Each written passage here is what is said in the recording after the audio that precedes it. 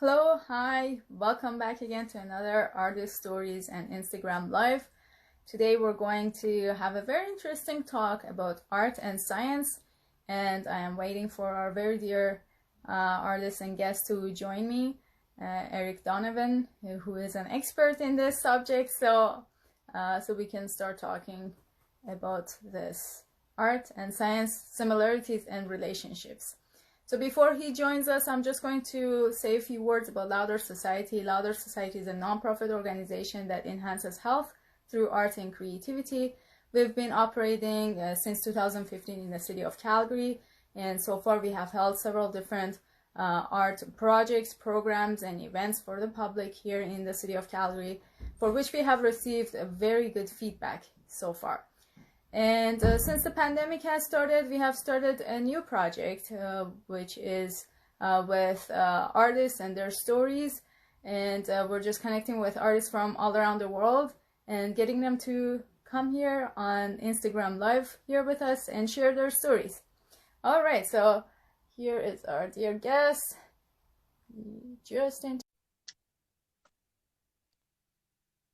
Hello everyone. Thanks for joining us. Okay.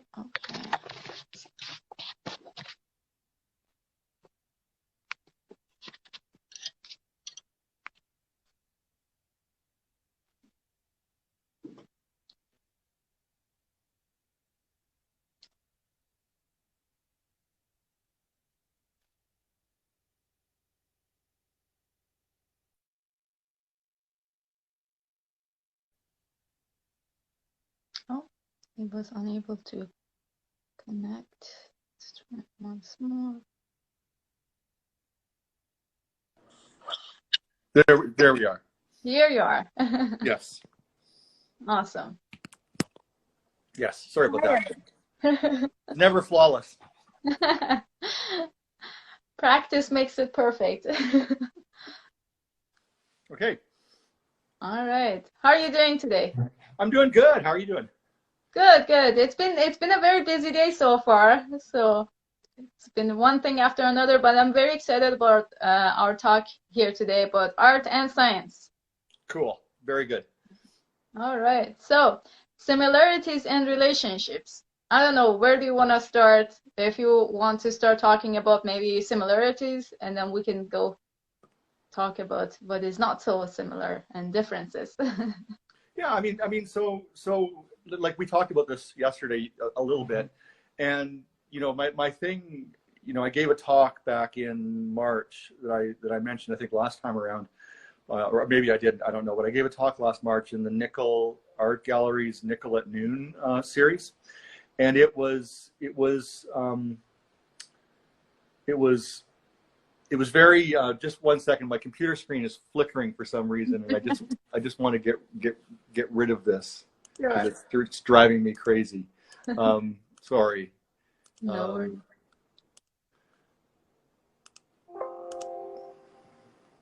Okay.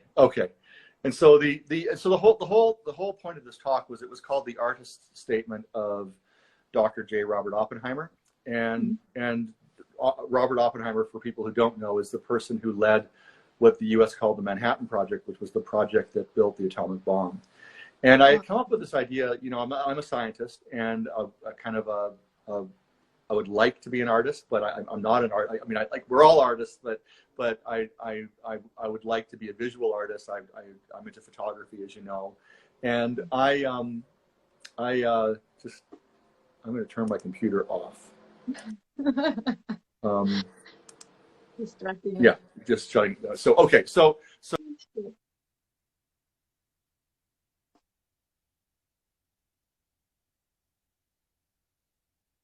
Hello everyone. I'm sorry. So yeah. So anyway, so that was very distracting.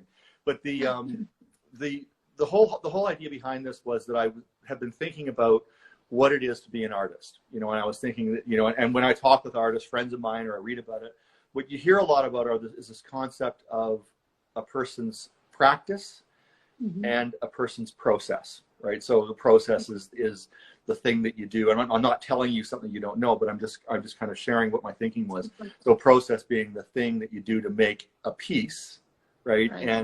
And a practice being your kind of evolving, growing body of work, and your sort of professional, your artistic persona. Is an embodiment of your practice, and of your practice. And so we talked about this last time that to be successful as an artist, either fortunately or unfortunately, you have to have what they call a coherent body of work. And then different artists carry out their work in different ways, but ultimately speaking, art is difficult to define. I would argue it's impossible to define what art is. Now, I got thinking about science, and I'm a scientist, and I also used to be the Associate Dean for Research in the Faculty of Science here at the University of Calgary, and or there at the University of Calgary, because I'm at home right now, obviously, and I would talk with engineering friends and talk with people who were in the Faculty of Arts, and thinking about what the differences are between, say, engineering and science. And what I found was that everybody thinks they have a definition of what science is, but actually everybody's definitions are different. And I would argue that science is as difficult to define as art is, as an endeavor. But I started thinking about my career and the careers of the many, many scientists that I interact with. And all of us have the equivalent of our process. There's a process that I go through to produce a piece of science. And that process for me, it's very distinctive to me. And in fact, my process says far more about my work than the fact that one would call me a physicist, but that means a whole bunch of things. But if somebody were to describe to you, somebody who knew my work intimately were to describe to you my process, and if 10 people who knew my work intimately were to describe my process, they would all say something very similar. Right? Okay. Because I have a distinctive process that differentiates me from other people who are in my subfield, which is space physics. And I also have a practice. And if you're a scientist, if you do a piece, which for us would be a paper or making a graph, if you do a piece, then it's if you start your next piece, and if your next piece is unrelated to your last piece, and if you keep moving through the world in that way, well, then it's very how would I describe this? You end up with this incoherent body of work, and the work is not really the sum of the parts. It's just I wrote a paper on this, and then I wrote a paper on that, and then I wrote a paper on that, and then I'm not really advancing human knowledge in any meaningful way. And people would call that would be a struggling scientist, and I think in many ways that makes a struggling artist.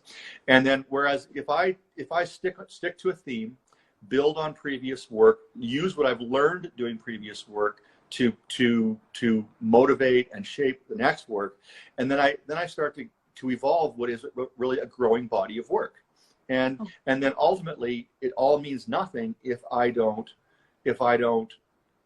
share it in some way. And we have ways of sharing it. We have ways through talks, through posters, through papers, through graphs, through magazine articles, through interviews, and so I started to think about the fact that really science is art, and scientists are artists, that science is a type of art. And when I say that to a lot of people, if I say a scientist is an artist, a lot of people will react by saying, oh, yeah, I have a friend who's a chemist and they're a really good painter, and that's not what I mean. I don't mean a scientist can be also an artist. What I mean is that by being a good scientist and being, you are being an artist, and that they're very, very similar endeavors.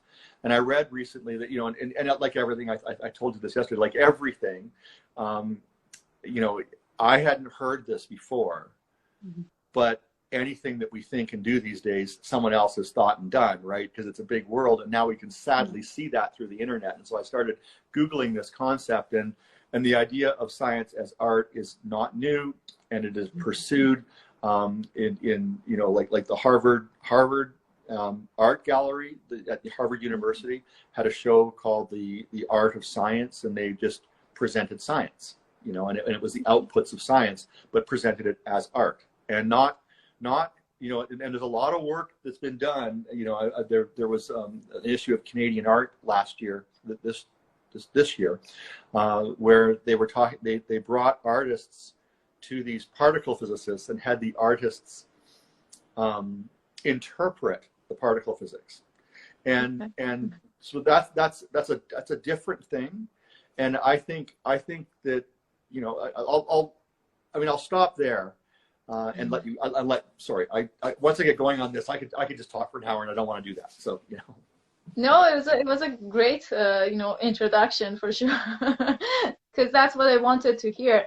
That when you're talking about art as science or science as art, you're referring mainly to the process itself, the endeavor itself, and not just the final product being as art or not. And I agree with you on that, because as an artist myself, I do find out that most of my work has a meaning only through the process of it, not just the final product. And for me, it is important that my final product also shows all that process that it has gone through to become that final product.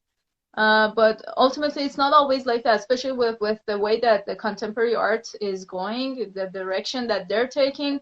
It's not always just about the product, Sometimes, especially in conceptual art, for example, it's really mainly just about the thought, the idea, and then just maybe the process, and that's it. Like, sometimes I find that it's even probably difficult for them to document that kind of work, because what are you going to talk about? Like, how are you going to present it? It was just an idea. Are you going to draw that idea? Are you going to make a video about it? Like, how are you going to present that? I think it just, at some point, it's getting out of hand. It's getting out of control, in terms of how it's going to be viewed as art. And that also makes it difficult, and people argue that still a lot, that what is art, and as you said, it's very difficult to define it. Maybe it's better to leave it undefinable. Like, we can't really define what art is, and everybody has their own opinion on it. And but is it the same about science too, you think? Well, I mean, so people,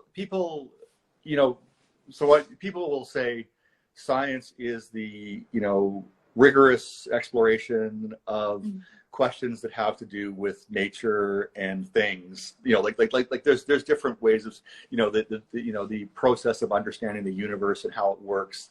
This is kind of how people will say things about science, but science to me is much more than that. And what happens when one says that it's, so the one thing, there's two things. Well, maybe one thing about science, which I think defines the type of art it is. And that is it is two things. So one is, scientists have an obligation. If you want to call yourself a scientist, and you want to be a scientist, then you have to worry about your objectivity. Because I can't, and it's not, I wouldn't say scientists are objective. What I would say is science in its purest form is an objective endeavor, and scientists, if they're good, strive to be objective, strive to take their feelings and their beliefs out of the way that they frame their outcomes. That's one thing, and it's hard. That's a very challenging thing, because we become invested in our ideas, and then when we become invested in our ideas and our hypotheses, then we lose our objectivity, and you can see it when people slip, and people call them out, and I think that's not very. They say like, dude, that's not very objective, or whatever, right? And it's in a good field with a good community. It's we keep ourselves in check, and we're respectful of each other, but we are doing that. The second thing that science has to be, and this, so what we traditionally call art, it is unbound by objectivity. right? That's Like true. you don't have to be objective, right? I mean, it doesn't mean anything, right? You know, you can be objective, but you don't have to be. And in science, the other thing is that when I do something, it should be reproducible, meaning somebody else could do the same thing and they should get the same result. And then on top of that, we should be, if we're all studying, so for instance, what I study, you know, in one sense is the aurora, the northern lights, and there's a community of people in the world who study this. And we all have different ideas and we're all doing different things, but we should be converging towards a common understanding. And so science should be objective. Scientists should try to be objective. Science work should be reproducible. And also the scientific process is what I call convergent, meaning you know, you start in 1,000 different places, but you end up at a dot, and that dot is understanding. And this is the sort of nonsense that people say in the anti-global warming or anti-human cause global warming community, and they say science is not done by consensus, but that's where they're exposing their ignorance, because science is absolutely done by consensus. We start out with different views and we end up with a common view, and that common view becomes the current state of understanding. And of course it can change, but like when, you know, we all agree on relativity. We all agree on Newton's laws. We all like all the scientists agree on this, right? There's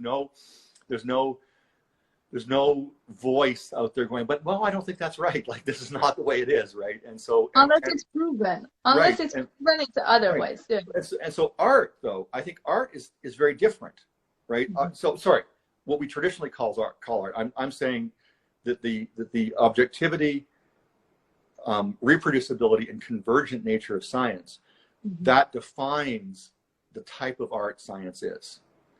Whereas if you look at what we traditionally call art, and think about contemporary art, you know, I would say that art is wonderfully divergent, right? So that you can give two artists, give them a page from a book, right? Yeah. With a drawing on it, and say, you build a contemporary art piece out of this page.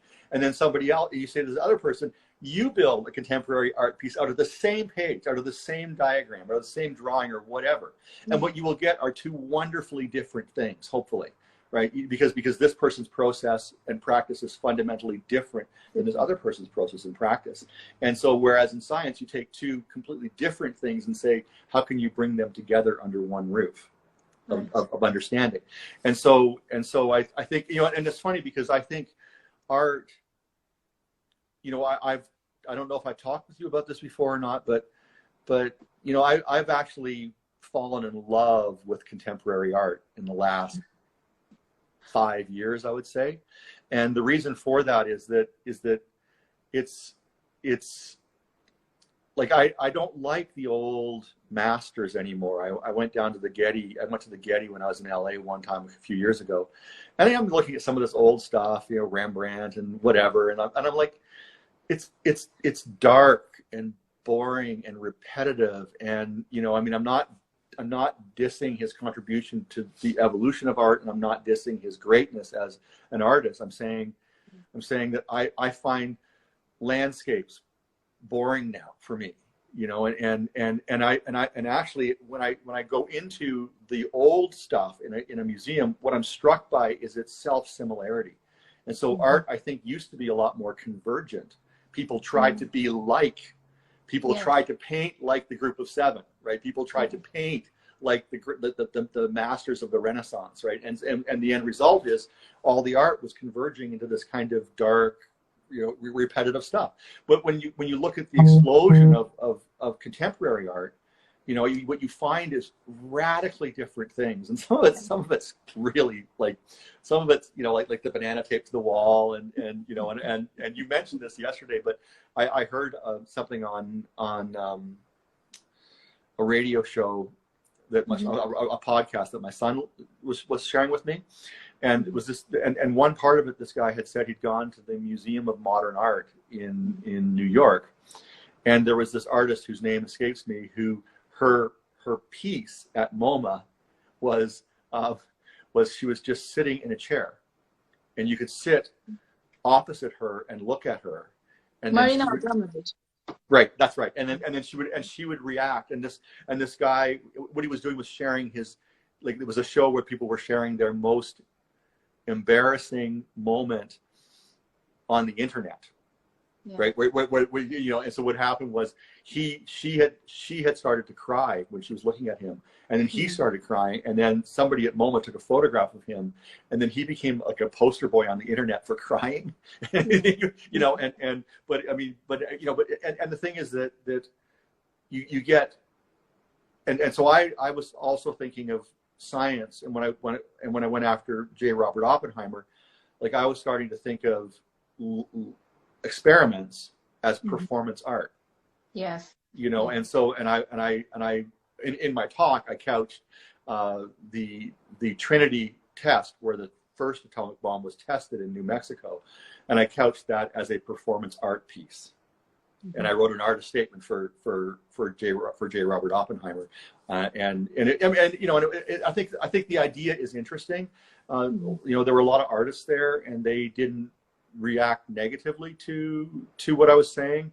One person, who, you know, I think you know him, Dick Averns. Yeah, and so he had asked me, like I think like, if I got hard questions from the scientists who were there, because they all know I'm a scientist, right? You know, and then the artists were asking kind of easy questions for me, and I was, you know, and I was feeling pretty good. And I think Dick, he was just like, I'm going to ask him a real question, you know, and so he said that something I had shown and said was art. He challenged that. That was actually that cloud chamber thing I showed you yesterday, and he had said that he had challenged me on that, and said that, you know, you know, that Richard Halliday and Tacita Dean, they had a process and a goal of making this image in a certain way, and I forget how he couched it, and he said, so he didn't think that while the outcome looked similar to what they said, what they had, that didn't mean it was art. And basically I said, like, look, what you're I didn't say these words, but I wish I had at the time, but what he was really saying was, this is not art because it's useful. Right? It has a purpose that's not this diagram. But I mean, the person who made that image, they had a process. They went into a laboratory. They created particles out of nothing, and those particles left these trails in the gas. And then you take this image, and it's ghostly and it's beautiful, and that's a process. And there's an outcome, and it's a visual outcome, and it's beautiful, and you know, and it's also useful. See, right? I have a problem with that part of it. If that was what he was really framing it into, that if it wasn't purposeful, then you could consider it as art. Art is purposeful. Oh, but you know?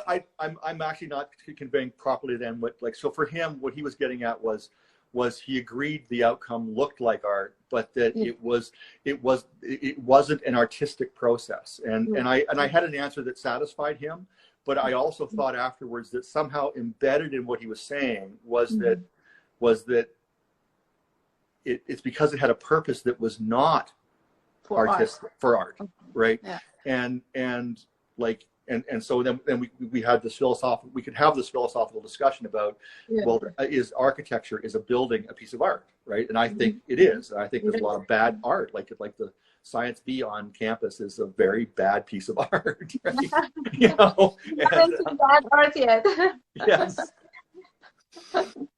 Like the Kooning paintings, it's literally bad painting, but I mean, it sells for how many $1 million, I don't know. But you see, like, that we went through that part of the time and history of art too, where art was wanted for just the sake of art. This is art just because I'm calling it art, you know, and it doesn't have to be doing anything special other than me calling it a piece of art. And we have gone through that already. I think that's a part that artists at least should accept and just move from it and grow out of it. You know, just go further and try to expand our horizon even a little bit further and see where we go. And I think in those terms, Marina Abramovich, as you were mentioning, is one of the people who is probably like the leading figure in that. Like she literally just uses her mental power to do Yeah. anything, and she calls this art, and it does have a huge emotional impact.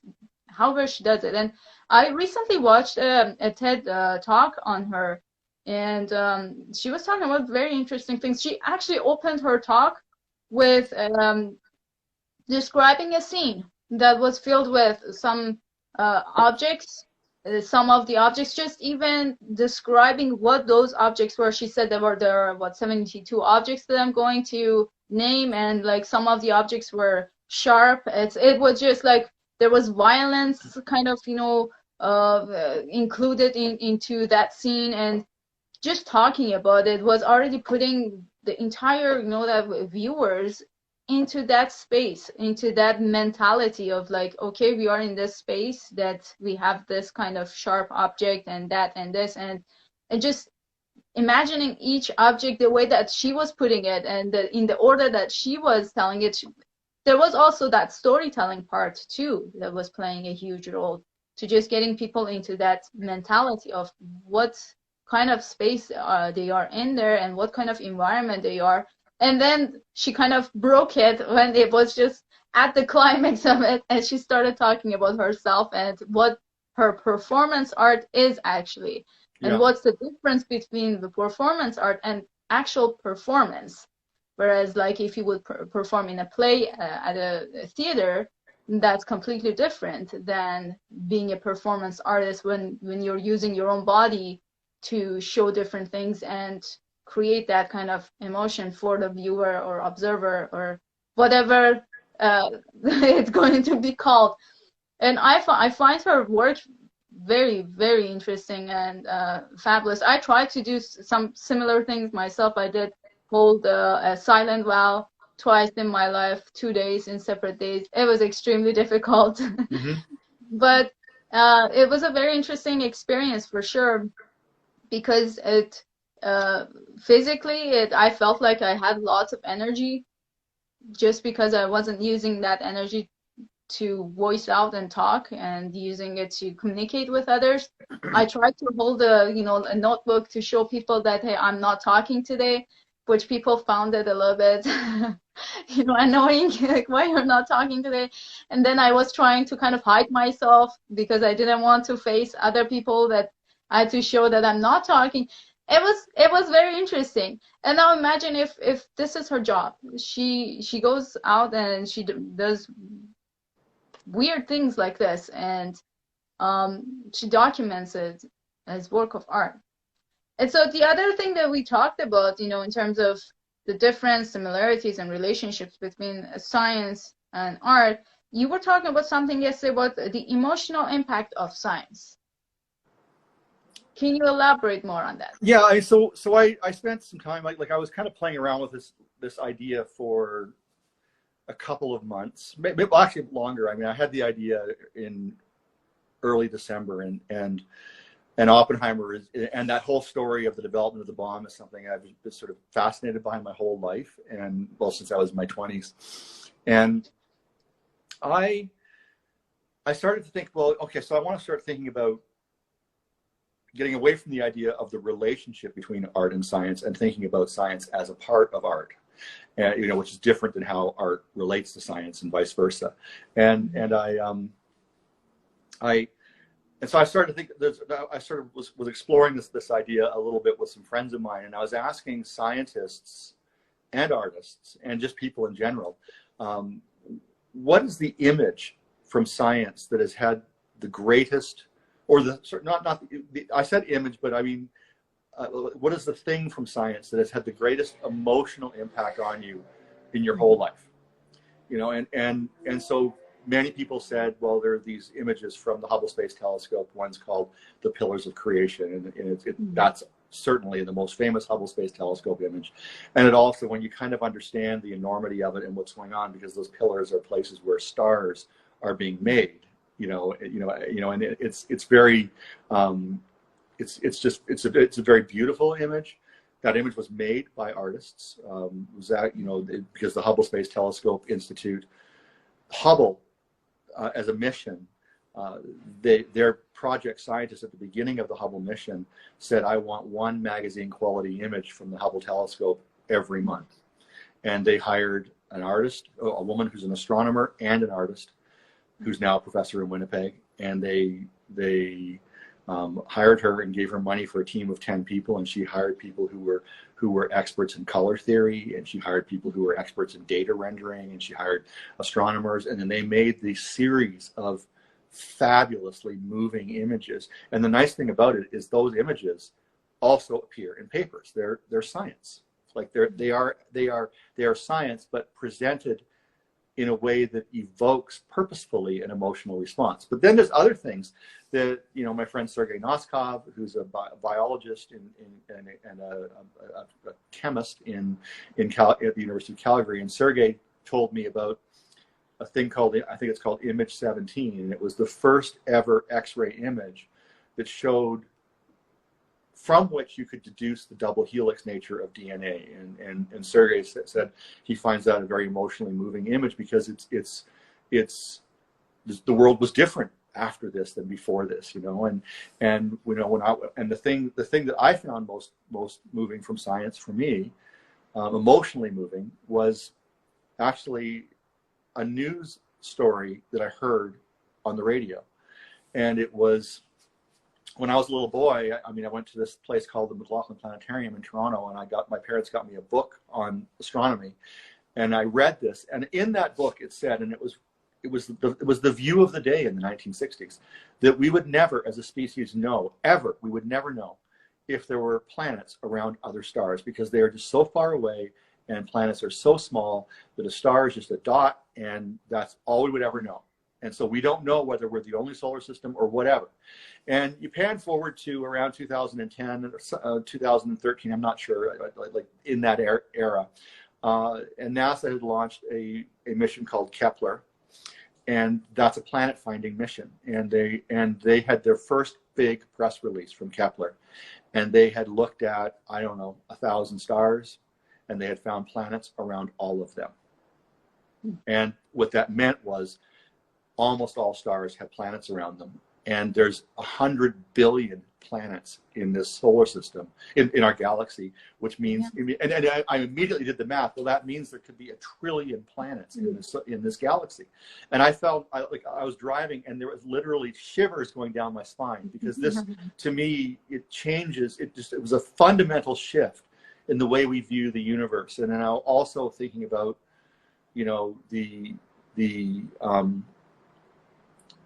the Trinity explosion itself. And when I look at images of that, and what I finished with in my artist statement of Robert Oppenheimer was, that the purpose of the Trinity test, one of its purposes, artistic purposes, was to show us all the terrifying truth of E equals MC squared.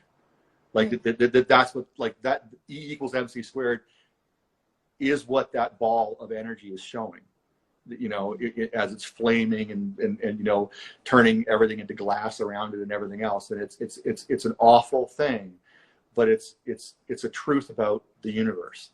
And so I think when one starts to understand science, not necessarily as a scientist, but when you understand science, it's scientists are in general very emotional about their work. And scientists do, because I said last time we talked, I said that, I don't like artist talks, right? And in general, I don't like scientist talks, because scientists do the same thing that artists do, and they try to give dispassionate talks. And for the life of me, I don't know why, right? Because science is beautiful, it's exciting, it's interesting, it's emotional, and if you sit down and you think about somebody like myself, and there's hundreds of thousands of me in the world. I'm a struggling artist, right? As a scientist, right? And if you look at me and how excited and interested I get when I start to talk about what I do, and how we do it. And then, and virtually every scientist I know is like that. You know, it's a deeply, deeply emotional and emotionally impactful pursuit, and it's very it's misrepresented in entertainment. You know, I enjoy Big Bang Theory, for instance, but it's in many ways an awful representation of what science is like. You know, it's not very accurate on the personal side. They go to great pains. Yeah, go on. I think when I'm thinking of scientists, like true scientists, I find that they are probably having a lot of empathy and curiosity, because that's what takes them further. That's what makes them to look more, to want to discover more, to do that one last experiment one more time, you know, Yeah. just to make sure, you know, like you have to have that. Otherwise, you don't care about the work. Who cares, like, if I discover this or not? Who cares if I get into the details of this or not? And that amount of care and empathy that they have towards the work is that what makes science so important. Because most people don't care. Like, if you're not a true scientist, you probably don't care. The same thing probably applies to artists. If you truly don't care, who cares, like, if you know, put these two colors together or not? Who cares if you put, you know, I don't know, I'm weaving newspaper. Who cares if I'm using newspaper? You know, it looks like nothing, but to me it makes sense. To me it has a meaning, and from that I am deriving that emotion from within to outside, and so that's what I want the viewer to see. That's what I want. That's the message that I'm trying to send out, that I care. I care that, yeah. Well, go ahead. So I think I agree with everything you're saying, and you know, one of the things that I read recently, I found this article, and it's because apparently there's been a lot of scholarly work done comparing art and science, and comparing artists and scientists. And I found this one paper, and it was about the fact that scientists, in order to be a good scientist, and I mean, you know, I don't mean to be a great scientist, I mean to be a good scientist. I think I'm a good scientist, you know, and well, I know I'm a good scientist, and I know I'm not a great scientist, and there's reasons why I would say that, and why it's true. I know it's true, but in order to be a good scientist, most people who are good scientists and great scientists are what people call polymaths. And I didn't know what that word meant. I thought, oh, well, of course they're good at math, but that's not what that means. Polymath is a person who's interested in a lot of things, deeply interested in a lot of things. And so apparently, polymath, yeah. And apparently most artists, if you're a successful artists tend to also be polymaths. And on top of that, successful artists, if you're an artist and have an interest in science, a deep interest in science, that is a predictor of success as an artist. And scientists who, like, if you're a scientist and you have a deep interest in art, and I'll always have, you know, then that's a predictor of success in science. And so it's interesting that even if you think about the way we vocation, like our vocation, art and science are coupled. Yeah. You know, and that's very interesting. And also, you know, so that's it's an interesting detail, I think. And you know, I think it's interesting too. Like I don't know anybody who doesn't like making figures as a scientist. You know, it's one of these things that well, it's funny because people, you know, I have friends on Facebook, you know, and I mean, the people who aren't scientists must think, what are these people talking about? So like someone will post something on Facebook. And it's a friend of mine, Christine, who's at Aerospace Corporation in California. And Christine, not too long ago, said, I'm doing a paper, and I want this figure to convey something, and I also want it to be beautiful.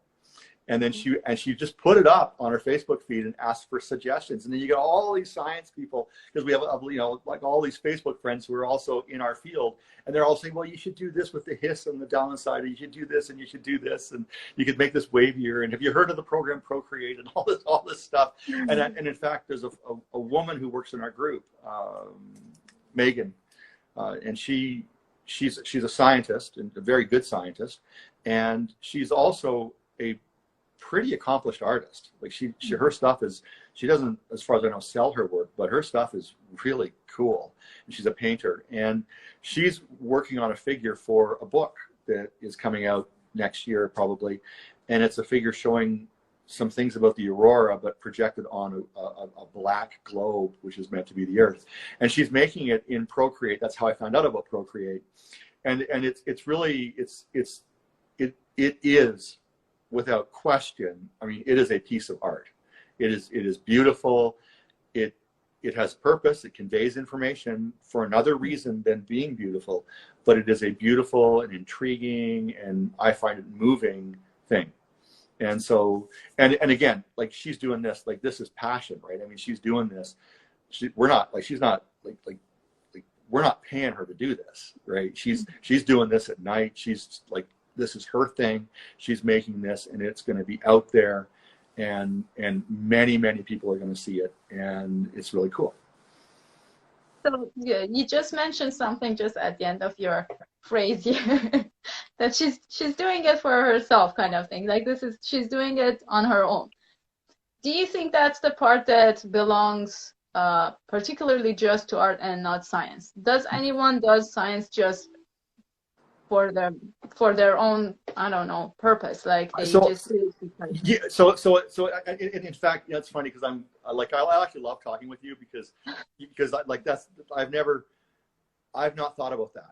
Okay. But I don't have to think about it, because I know the answer, and we are exactly the same. Okay.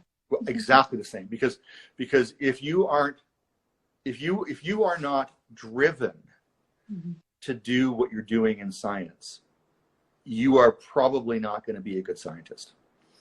And so I am fortunate, if you think about science as art, I am fortunate to be a fully employed artist, right? Great. You know, and I always wanted to be an artist, and no one's showing my work, and so I figure I'll just redefine science as art and say I'm an artist, right? You know, and so but the fact is that I want to know about the aurora, right? The fact is that I want to know how to use the aurora to tell us about things that are going on a little further out in space. And there are questions that I want to answer. There are figures that I want to make. There are talks that I want to give.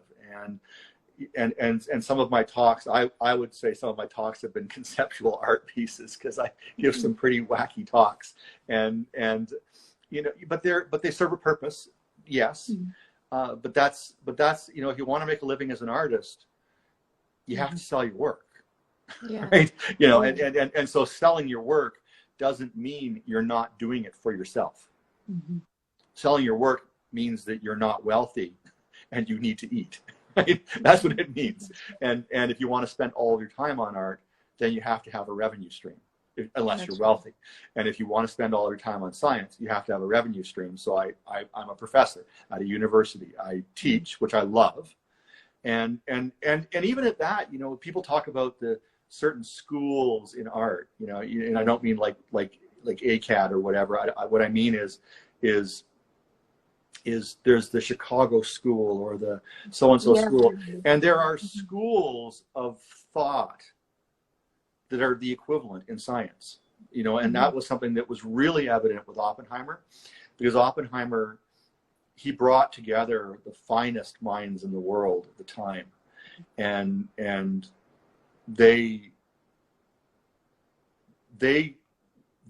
he created a way of doing something that we call science, and it was very purposeful, but he created what I would call the Oppenheimer School. Okay. You know, and it was very much like, you know, a group of artists that would aggregate around a great artist, you know, and be in their either bask in their glow or in their shadow, or however you want to look at it. But you know, that it's an interesting thing, the way the style of doing science. You know, all of my, like many of my former students, two of whom are professors at the university here, like their way of doing science was significantly shaped by just being my students. Okay. You know, they because I have a certain style, a way of doing things, and it's effective.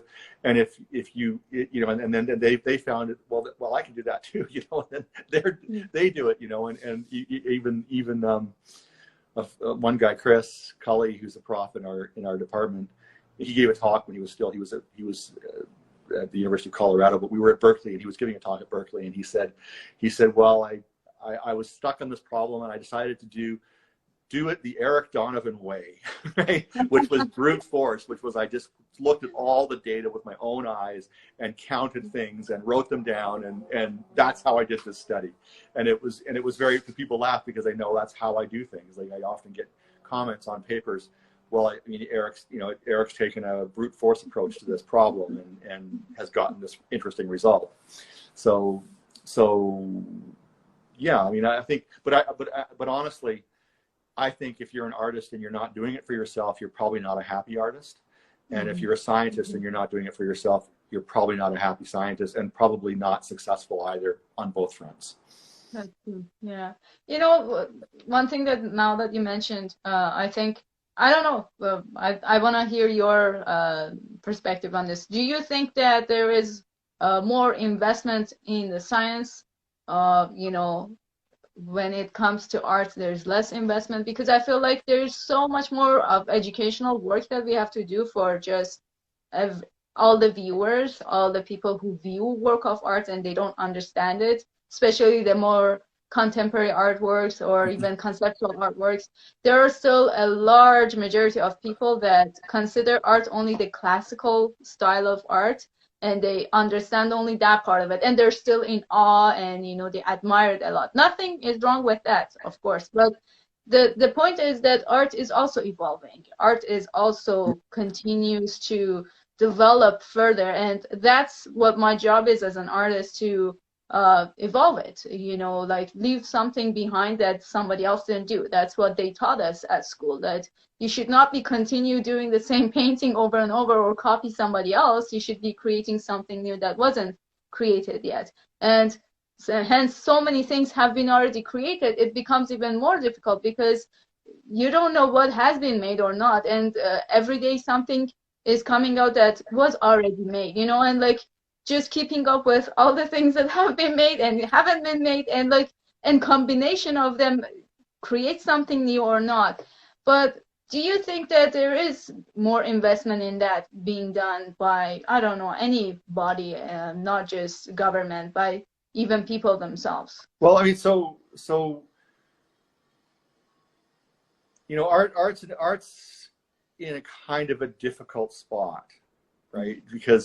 Because so science has the advantage of having, you know, I would equate the desire to know, yeah, right, with the desire to feel, create, to create, right? So I think if you look at art, you know, people make art and it exists, it's there, and you have to, in order to value it in a dollar sense, you need to appreciate the value of having these interesting and challenging and beautiful things out there. And science, if science was only about to know, okay, which is ultimately the reason why almost anybody who's a scientist got into science. The reason why is because we want to know.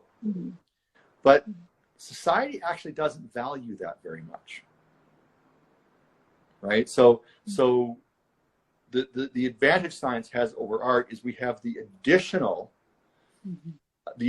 benefit of being arguably the most important driver of the world's economy. True. Right. Yeah. And art does not have that. Yeah. right? So the cultural aspects of art and science, I think, are very, very similar. And the cultural aspects and how they sit within scientists and sit within an artist, I think they're the same thing. I think my desire to know about the world is it's very much the same piece of my soul as your desire to create these things is. I think it's the same piece of our soul. And but my desire, I'm lucky because my desire to know also fuels the economy. Right. And so we get massive investment. You know, I mean, it's massive. It's staggering. I mean, the amount of money the U.S. spends on science and the amount of money China is spending on science now, it's unbelievable. I mean, you know, we're involved in a mission to my group at the University of Calgary, myself and my colleague Emma, we're the head of a team that's building and developing a $35 million imager. So we've got $35 million from the Canadian government and the Alberta government and other organizations, or 25 million, sorry. Well, it's 35 in the end. And then that's to go on a $400 to $500 million spacecraft, which is being built by the European Space Agency and the Chinese Academy of Sciences to go and be launched in 2024. And that's not a big mission. It's not, right? I mean, you know, like the big missions are $10 billion, and that's just space, you know. And then there's all the stuff to do with the biosphere and all the stuff to do with medicine and all. I mean, the amount of money we're talking about in science is staggering, but also people have, I mean, we know that if we don't do science, the economy just starts to wind down. The science drives these changes, and it's you know, people started to figure that out in about the mid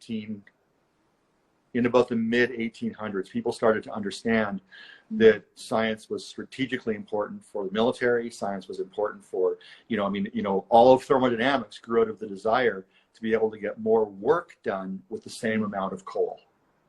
That's what drove all of thermodynamics, and people figuring out what are the fundamental limits on turning stored energy into useful work. And you know, and so so people, and then governments, Scotland, England, France, Germany, they started pouring money into thermodynamics research at universities. And then that evolved, and that became particle physics, and now it's quantum mechanics and genetics research and so on. And you know, and there are places. I mean, honestly, you know, if you're into quantum mechanics right now and you're in China, you have a fire hose of money pointed at you. I mean, it's a fire hose, right? Like they anything these people need, they get, because this is, like, I think quantum mechanics and genetics, I think are the next big revolutions in science, and they will transform the world. Yeah, I've been hearing about that. I'm really looking forward to see what's going to happen next, but especially with the artificial intelligence now and how it's already being integrated into our technology. It's going to be very, very interesting to see. But I hope it goes towards a positive thing, though. But I want to say one thing, which is because I honestly feel that we don't value as a culture, as a world, we say we do, but we do not value happiness. Like, our world is not set up to create happy people. It is set up to create productive people. And I would equate our limitation of value on art to our limitation of value on happiness. That I mean, on all of these things, and all of these things are completely intertwined. And you know, because we, you know, art is, you know, and I'm always amazed too. Like, I don't go to many art openings, and I went to, I think I've been to 4 Nickel at Noon talks, including the one I gave, and I'm always amazed at how few people there are. Like, if I go to the Esker, like, I've been there with my son, and he and I are the only 2 people there. You know, and how can you have a city of 1 million people and this free, beautiful space with this beautiful work and interesting, challenging, beautiful, sometimes disappointing work in there. And people, you know, they don't go, you know, and I find it, it's a sad commentary. And I was one of those people who wasn't going before. And, you know, and I think, you know, I've been to Nickel at Noon talks where, you know, where there's like 8 people in the audience, and then you got this free talk about this interesting subject by this accomplished person, and no one comes. Yeah. And it's sad. But I think it's also, it's just, you know, and the fact that art doesn't die, it doesn't is testimony to the fact that, you know, if governments didn't fund science wouldn't go away. It would just move slower. Yeah. And you know, so if we only got as much money as art got, science would still go, and people would be trying to get grants of $5,000 instead of $5 million, and all of that, because we are driven to do it, like yes. You are driven to do it. And I think that's all consistent with my idea that science is, you know, you have conceptual art, you have contemporary visual art, you have this, and you have science art, you know, and that's one of the artistic disciplines. You put it very beautifully, I think, especially the part that relates to art and happiness. I think for people to feel happiness, they should be already at relatively a higher level of happiness, or like generally a better health in their emotions and mentality. Yeah. Like mental health is a big role that it plays in terms of how people happy are to be able to even want and have the desire to get out of their house and go to a gallery just to visit. Yeah, a gallery is free, you know, and there's some intriguing works, maybe not so intriguing, maybe it's just for your curiosity, just getting out, because that's what motivates people. If people are not feeling good enough to even get out of the house, they're not going to go and see anything. They're not going to even go to the park, you know, and just enjoy the weather. And that's what I think makes artists very important and their work important, is that it doesn't matter how much pressure we go under, we are always the ones who produce that from ourselves. We produce that happiness. Whether we are happy or not, it does not matter. It does not matter what my mental health state is at this moment that I'm creating this. What matters is that I have created it, and I had a purpose at that moment in time. Yeah, and if somebody wants to see it, they should also be at that same level of mental health to even get out of the house and wanting to visit it. Yeah, well, and you know, I think it's so intertwined. You're right. Yeah, and I think it's interesting because this takes us back to the topic of loud art society, right? Yeah. And I think, you know, so for me, you know, I do photography, and you know what, when I am taking photographs, it does, you know, I won't say I'm a happy person. I will say I'm you know, I'm more whole than I was, and part of becoming more whole has been through my photographic practice. And I also do notice that when I sit down and get doing something scientific, really into it, not writing a grant application, not this kind of stuff, but really doing the process of science, or sharing the process of some of physics with students, where that's really what teaching, you know, learning is about, is the reason why you want experts in an area to be the people who are teaching that area, is that what we're really doing is sharing the process. Exactly. And I'm sharing, you know, I know enough about statistical physics that I can share the process. Like I'm not working in that area, but I know enough about it that I can teach a 3rd or 4th year class in that area, and I can share the process that is statistical physics as a discipline with the students, and then they learn that process, and then they find out, does that process resonate with them, in which case they might go off and do that. And then the people who are world experts in quantum mechanics here at the University of Calgary, they're really, like, we have a top-notch group in quantum mechanics here. Like Eric, we're done. Thank you so very much. Yeah, we have only 10 seconds left. Okay. I just wanted to take a time. Thank you so much for giving us your time again and having this talk. We'll chat again later.